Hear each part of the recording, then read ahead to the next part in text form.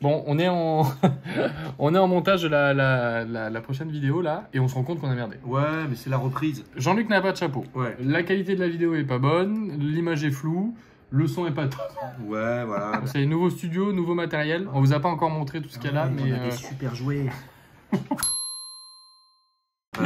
Regarde, je tire sur tous les fils. on essaye d'optimiser pour que ça soit plus fluide au terme de tournage, montage. Ouais, et Mais- résultat, c'est moins bien. Non, voilà. Donc on s'excuse un peu pour la qualité des vidéos qui est pas top, mais le contenu et le fond sont très intéressants. Ah ouais, c'est top. Voilà. Ouais, nous on est top. Allez, bonne vidéo.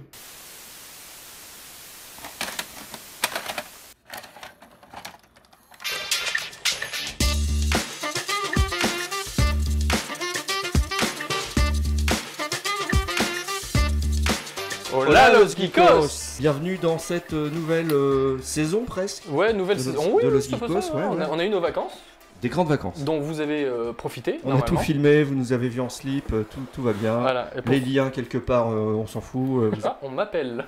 Ça, c'est. Oh, c'est monsieur Simon Nolin. Je vous dérange en plein tournage? Ah, parfait, merveilleux. Ah, on vient de commencer, donc pour te Tu dire es- qu'au niveau ouais. timing, on est pas On est mal. bien. Donc c'était le. C'était Simon Simon. C'était Simon. Voilà. Donc voilà. Pop. Hey, Hola los geekos. Aujourd'hui, c'est le premier épisode Level 1, une petite série qui va être, comme l'indique la casquette de Jimmy. Parce que ça fait quand même des années que Jimmy a cette casquette. Oui. Et en vrai, on peut avouer la vérité maintenant. C'était pas ma casquette. Et à la base, quand je l'ai pris, je dis ah c'est cool, mais c'est quoi Donjons et Dragons? Voilà, c'est ça. C'est un peu ça. C'est ma casquette, il m'a volé ma casquette. On va dire la vérité. C'est le troisième projet avorté de ce concept de vidéo qu'on va faire sur le jeu de rôle. Parce que bah, Jean-Luc, toi, ça fait très longtemps que tu joues au jeu de rôle. Moi, tu m'as un peu initié comme pas mal de gens à Bordeaux qu'on connaît. Tu fais souvent le rôle de maître de jeu. Du coup, on voulait faire des vidéos accessibles pour les gens qui ne connaissent pas le jeu de rôle ou en tout cas qui s'y intéressent à un minima et qui en ont entendu parler. En commençant du coup par cette boîte d'initiation qui vient de sortir. Comment commencer le jeu de rôle en ne connaissant strictement rien à ce type de contenu. Exactement, parce que moi je ne viens pas initier tout le monde non plus, donc débrouillez-vous avec la boîte et c'est tout l'intérêt de ce genre de boîte.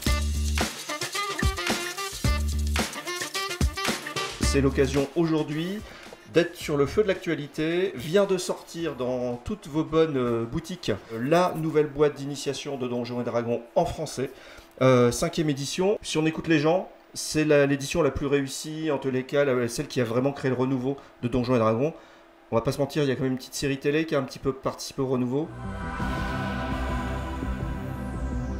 Bon, alors déjà, on va rappeler un petit peu ce qu'est Donjons & Dragons. C'est le grand-père, le grand ancêtre de tout ce qui est loisirs avec des elfes, des gobelins, des nains. Après, on va avoir des jeux vidéo MMORPG, donc RPG, c'est-à-dire Role-Playing Game.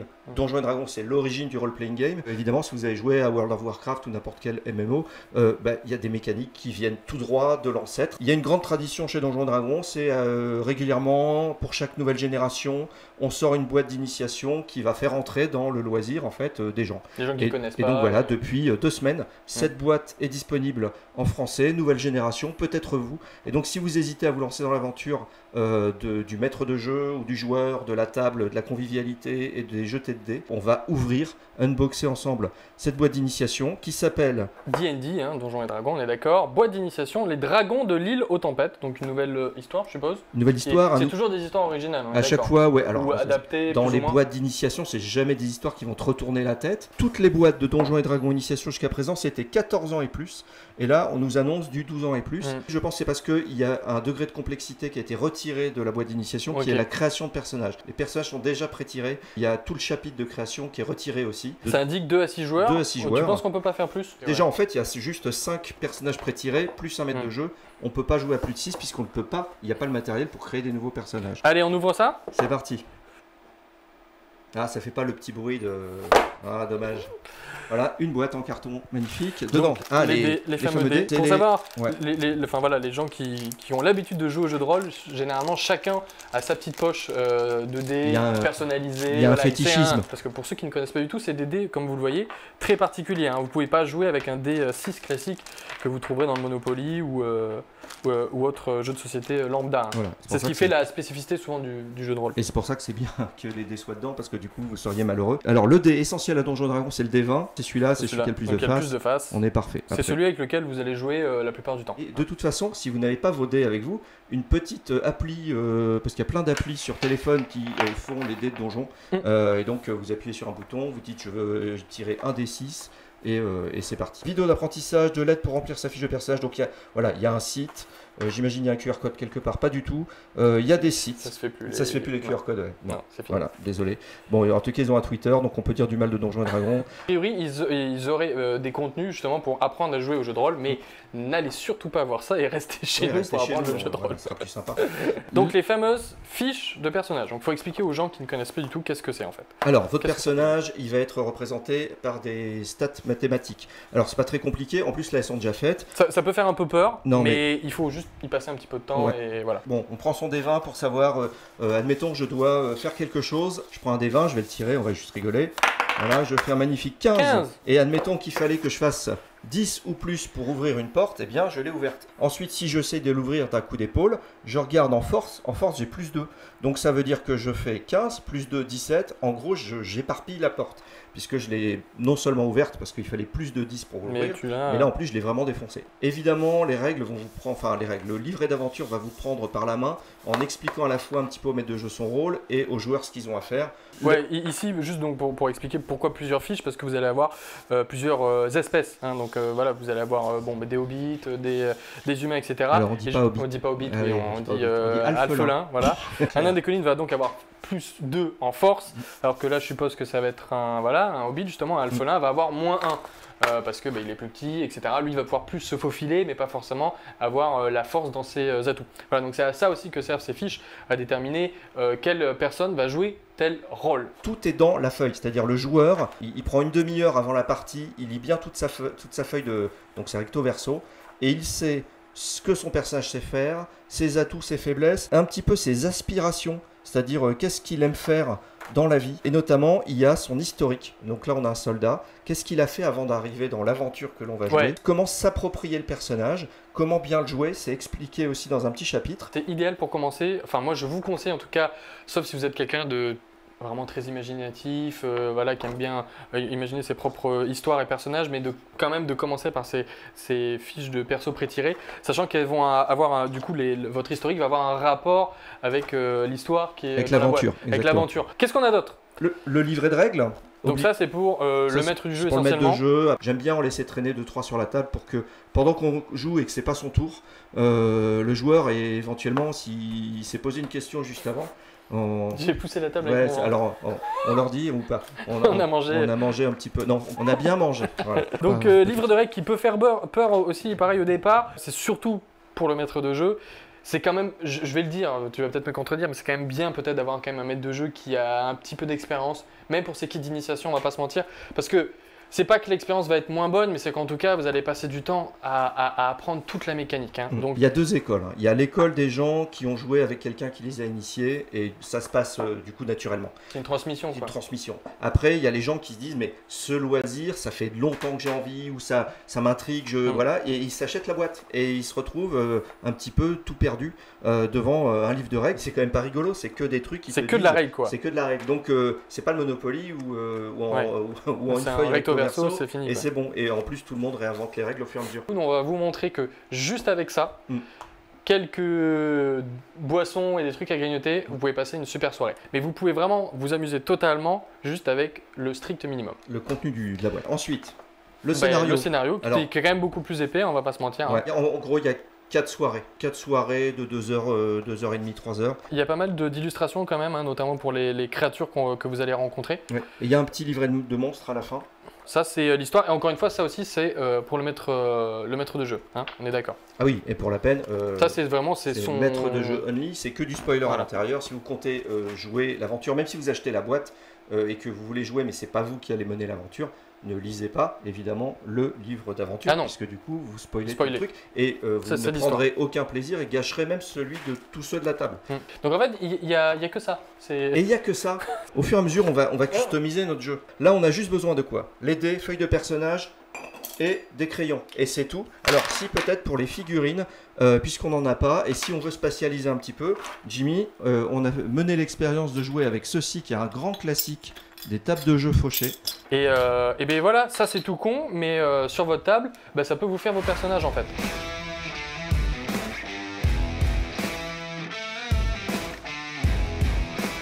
Voilà, un bouchon liège, des jetons, ça peut être n'importe quoi. Je sais qu'on a customisé certains avec des cure-dents pour dire ça c'est l'archer, ça c'est le machin.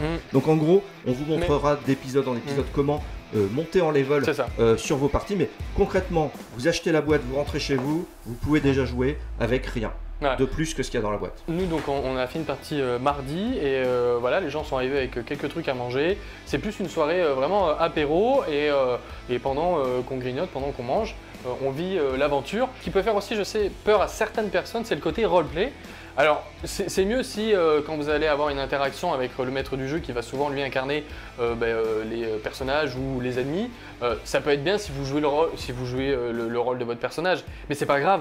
Si vous le faites pas, ça viendra peut-être un peu plus tard, ou c'est pas gênant et c'est pas obligatoire du tout. Ça peut être impressionnant si on se trouve avec des joueurs qui sont des joueurs très exubérants et on se dit ah ouais mais moi j'ai pas fait théâtre ou je suis timide ou machin. Et en fait ces autres joueurs, cet autre profil peut très bien dire mon personnage dit de façon convaincante qu'il veut qu'on arrête tout de suite. On n'est pas obligé tout d'un coup de taper sur la table et de dire arrêtez immédiatement. Ça marche hein, et les deux joueurs peuvent cohabiter autour de la même table, mais en vrai les deux ont dit la même chose et pour le maître de jeu c'est valide pareil. Et puis après c'est les dés, hein, il y a du bol. Donc on peut avoir un plan génial et des jets de dés foireux. Oui, ça reste quand même basé sur le hasard. Voilà. C'est-à-dire que vous pouvez effectivement avoir une stratégie qui est millimétrée, mais avoir, comme nous ça nous est arrivé souvent sur des parties où on n'a que des jets de dés du coup qui sont très faibles, notamment avec le D20, et donc on n'arrive à faire aucune action. On n'arrive pas à écouter ce qui se passe de l'autre côté du buisson, on tire une flèche, ça arrive dans le genou du copain, enfin voilà. Sur la soirée donc on a fait en début de semaine, voilà, on s'est retrouvé, il y avait des schtroumpfs qui étaient là, qui traînaient, vous les avez utilisés comme zombies, c'est ça ? Oui, alors des schtroumpfs, on parle des bonbons. Oui, des bonbons schtroumpfs, oui, pas des haribots, et c'était nos 3 zombies, voilà. des schtroumpfs. Mais c'est des détails tout bêtes, mais ça peut vous permettre pour commencer de visualiser la scène qui se passe sous vos yeux, et voilà, et vous pouvez jouer vraiment avec juste le jeu, le kit d'initiation et ce que vous avez autour de vous. Pour ceux qui ont déjà l'habitude de jouer un petit peu au jeu de rôle ou qui ont peut-être déjà fait des kits d'initiation, on a ici un kit qui est un peu l'upgrade, on va dire ça comme ça. C'est le passage après, c'est-à-dire une fois qu'on a fini la boîte qu'on vient de vous présenter, qui est le kit de découverte, il y a ceci qui s'appelle l'essentiel. Donc c'est une boîte qui va couvrir un petit peu plus. On va jouer et monter sur plusieurs niveaux, mais on peut surtout créer ses propres personnages, puisqu'il y a dedans un livre de règles et des feuilles de personnages vierges qui permettent de créer son propre personnage. On a vu que la boîte de découverte, elle est vraiment très vide. Là, on va se retrouver avec la même chose, des dés, un livre de règles, un livre d'aventure, donc le dragon de la flèche de givre. Qui est l'histoire, hein, du coup. Voilà, qui est l'histoire, toute la même chose, mais beaucoup plus de pages. Il y a aussi, et ça c'est un accessoire qui va très vite devenir intéressant, le fameux écran de maître de jeu. Alors, ça, en vrai, je trouve ça stylé. Ah, celui-là, il est un peu plus cheapass que celui-là. Il est dans la boîte. Il fait l'affaire. Ouais. Bon, c'est quand même pratique quand t'es maître de jeu, t'as tout qui est devant toi, quoi. T'es pas là à chercher toutes tes pages. Mais de son côté à lui, il y a quand même l'essentiel des règles avec les difficultés, c'est-à-dire si c'est facile, c'est tel degré de difficulté, il faut faire tel chiffre ou plus, etc. C'est une sorte de récapitulatif rapide, ce qui permet de ne pas passer son temps à feuilleter les règles. Donc ça, c'est vraiment essentiel d'avoir ça en permanence sous les yeux. Et puis surtout, en plus, on a un petit bonus qui vont être des maps. La nouvelle boîte découverte se passe sur l'île des tempêtes. La deuxième, la boîte l'essentiel, se passe à Phandalin. C'est un petit peu une sorte de plateforme, un hub où on peut commencer ses aventures. Du coup là on n'est pas encore sur des maps quadrillées. Non. Parce que j'ai vu que dans le livret de règles il parlait quand même de cartes quadrillées. Donc si on veut jouer avec vraiment les cases, on peut se le procurer en plus. Oui, mais les règles 5, donc c'est la 5e édition des règles de Donjons et Dragons, ne sont pas pensées pour du quadrillage. L'édition 4 était basée que là-dessus. Ça lui a été beaucoup reproché d'être devenu un jeu tactique et pas du tout un jeu de rôle. Ils ont fait machine arrière pour rattraper un peu tout le monde. Il y a beaucoup de tables qui sont encore habituées à la map quadrillée. Dans le prochain épisode de notre Dungeon Academy, on va upgrader un petit peu notre table. On a vu que là, on a joué qu'avec des bouchons de bière. Donc cette boîte-là, pour expliquer aux gens, donc elle est sortie il y a quelques années déjà. Ouais. Et elle est toujours en vente. Les gens toujours en vente, voilà. Elle est toujours en vente, toujours valide. Les règles n'ont pas changé entre-temps. Dès qu'on a fini sa petite boîte, les 4 petites soirées avec l'île des tempêtes, on peut passer à l'essentiel. Elle est bien plus généreuse. On aurait aimé évidemment que la boîte d'initiation, elle ait son petit écran de maître de jeu, des choses comme ça, mais elle est tellement pas chère. Je pense que le kit d'initiation, c'était pour avoir effectivement le strict minimum et on peut vraiment s'amuser totalement sans avoir tout ça. Petit moment nostalgie ou juste découverte. Ou découverte, hein. La première boîte, parce que beaucoup de gens pensent que c'est la boîte rouge. Ça, c'est la boîte iconique, Classique. machin. Alors ça, c'est une réédition de la boîte des années 80. Mais C'est pas la vraie. c'est pas la vraie. Non, c'est ça la vraie, c'est la boîte Fuchsia, qui est la première boîte de Donjons et Dragons 1980. La fameuse boîte Fuchsia. Oh putain. Ah bah voilà. C'est pas grave. T'en ménage après. Ouais, c'est des... T'en veux pas. Non, tu m'en veux Ça pas. aurait pu être le chat. Oui, ben non. Fameuse boîte Fuchsia, voilà. Alors, qu'est-ce qu'il y a dedans? Toujours le kit 2D, hein. Petit moment émotion, c'est les vrais dés de la première édition Donjons et Dragons. C'est les dés des années 80. Celui-là, il y était là. Ils sont vachement plus pointus. Petite anecdote, à l'intérieur de la boîte, il y avait ceci. Une sorte de petite craie blanche, parce qu'en fait, les dés avaient tendance, les chiffres avaient tendance à s'effacer avec la sueur des doigts. Et donc, on frottait avec notre craie blanche le dé pour refaire apparaître le chiffre dessus. Voilà, donc ça, c'était la préhistoire. On voit qu'on pouvait classifier... Ouais, il y avait des petits trous pour mettre dans un classeur perforé. Et donc on avait le livre de règles, création de personnages. Est-ce qu'il y a des versions françaises qui existent de ça?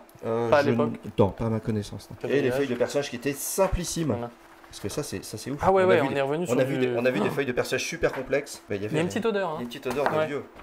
Par rapport à tout à l'heure, hein, vous le voyez, on est sur quand même quelque chose de Beaucoup plus simple. beaucoup plus simple. Et pourtant les règles étaient plus compliquées. C'est ça qui est fou. Ils ont La- simplifié, ouais. Ouais, ouais. Une aventure, un livre de règles, des dés, c'est exactement le même type de contenu que la nouvelle boîte d'initiation. 42 ans plus tard, eh bien, on est encore en train de parler d'un événement, la nouvelle boîte de Donjons et Dragons. Donc, mine de rien, il n'y a pas besoin de beaucoup plus pour s'amuser. La prochaine fois, dans le prochain épisode de Donjons Academy, on va rajouter des gadgets pour avoir un petit peu plus de gadgets, plus de plaisir. À nouveau, on ne parle que de Donjons et Dragons. Non. L'idée c'était ça, c'était de vous montrer ce premier épisode pour vous faire découvrir ce kit d'initiation qui est sorti il n'y a pas longtemps. Mais c'est une boîte donc, qui est tout à fait récente avec un scénario tout à fait tout original. Dans les prochaines vidéos, je pense qu'on en fera peut-être 2, 3, peut-être 4. On va essayer de comme on disait tout à l'heure, d'upgrader le setup de jeu pour vous montrer vraiment l'évolution que vous pouvez avoir en tant que rôliste. Là, on peut s'amuser ça à peut- petit prix. Ouais. Et si tu veux juste jouer, on va voir, avec des pions en carton, avec des figurines en acrylique, en plastique, c'est possible en fait. Et Justement, c'est- petit extrait du setup de rêve. de rêve que vous pourrez avoir.